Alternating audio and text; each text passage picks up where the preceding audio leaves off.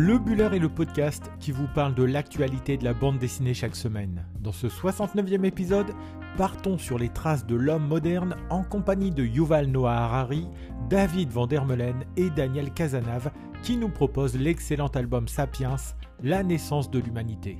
Dans la deuxième partie, on balayera l'actualité de la semaine en vous présentant les autres sorties qui ont retenu notre attention.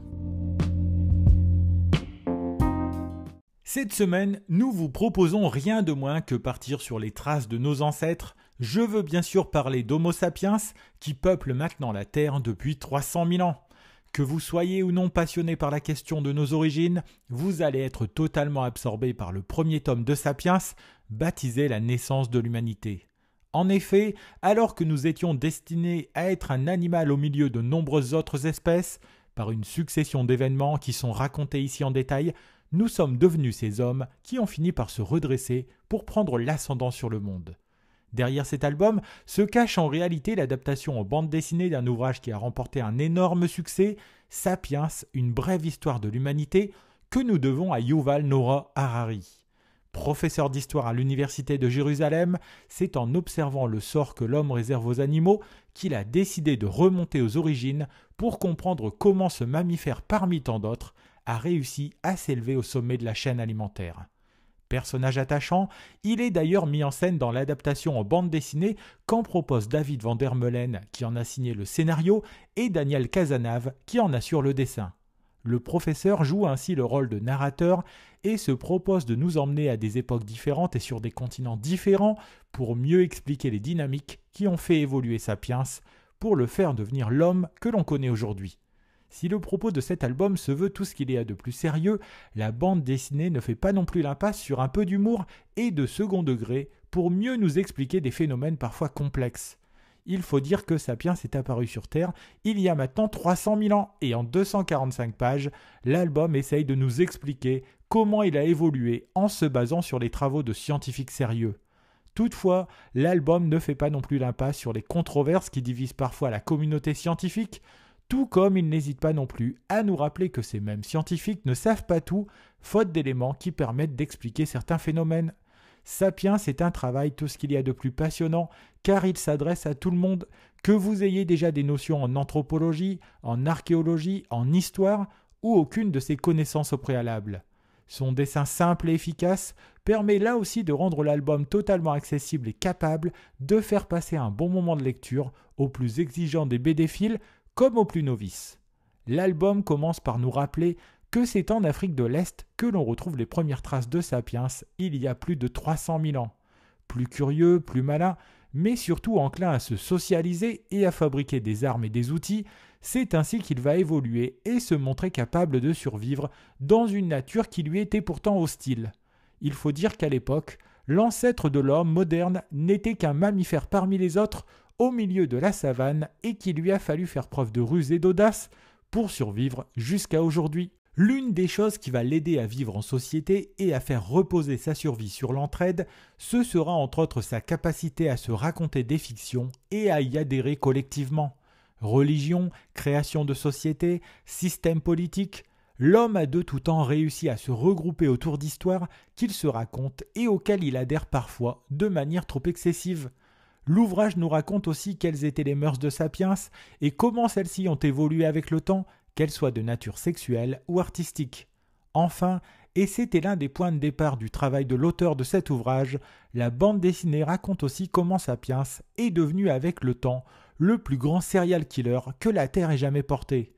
À une époque où justement l'homme menace son environnement et continue de fragiliser le monde avec un comportement excessif, voilà un livre intéressant à parcourir pour mieux comprendre notre histoire.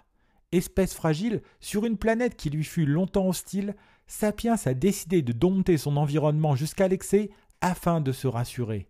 Lecture passionnante de bout en bout, dont on ressort plus cultivé et instruit sur les origines de notre humanité, Sapiens, qui est édité chez Albin Michel, est un ouvrage que nous recommandons plus que chaudement en cette fin d'année 2020.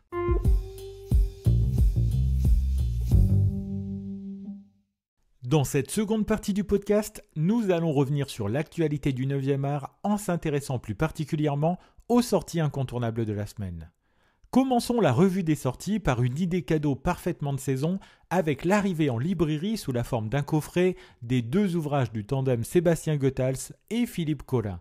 Dans Destin foudroyé, vous y retrouverez non seulement La patrie des frères Werner, album que nous vous présentions ici il y a peu, mais aussi Le voyage de Marcel Grob, l'autre excellent ouvrage de ce duo devenu incontournable dans le monde du 9e art. À travers ces 2 albums, nous remontons le temps et découvrons à travers des destins singuliers les remous de l'histoire européenne du siècle dernier. Édité chez Futuropolis, ce coffret comporte ainsi 2 ouvrages que nous avons adorés et qui vous feront passer assurément de très bons moments de lecture, en plus de vous faire découvrir des tranches de notre propre histoire européenne. Toujours chez Futuropolis, nous avons droit cette semaine à un album directement inspiré d'un roman de Boris Vian intitulé L'automne à Pékin. Sorti à l'origine en 2017, l'éditeur propose cette réédition à l'occasion du centenaire de la naissance de Boris Vian en accompagnant l'album d'une image inédite numérotée et le tout dans un coffret.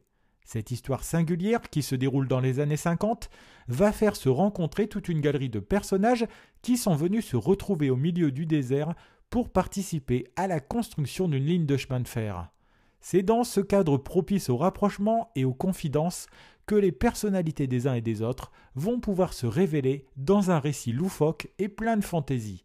Derrière ce projet original, nous retrouvons un autre duo qui ne manque pas d'originalité, puisque Paul et Gaëtan Brizy, qui ont travaillé conjointement sur le scénario et le dessin, sont frères et jumeaux dans la vraie vie. La sortie d'un nouvel épisode de Blake et Mortimer est toujours un événement en soi dans le monde de la bande dessinée, et même le coronavirus n'aura pas réussi à repousser l'arrivée de ce nouvel opus, baptisé Le Cri du Moloch. Sans être une véritable suite de Lond Septimus, ce nouveau chapitre reprend le fil de l'histoire précédente avec Ulrich, reclus dans un asile psychiatrique, à la suite du sacrifice qu'il avait fait pour se débarrasser de la menace Orpheus.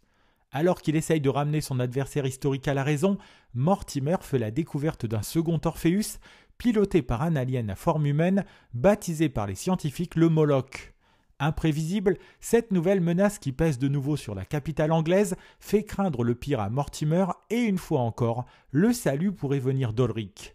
Passionnante, nous devons cette nouvelle histoire au scénario de Jean Dufaux et au dessin conjoint de Christian Caillot et Étienne Schrader, et le tout est édité chez Dargaud.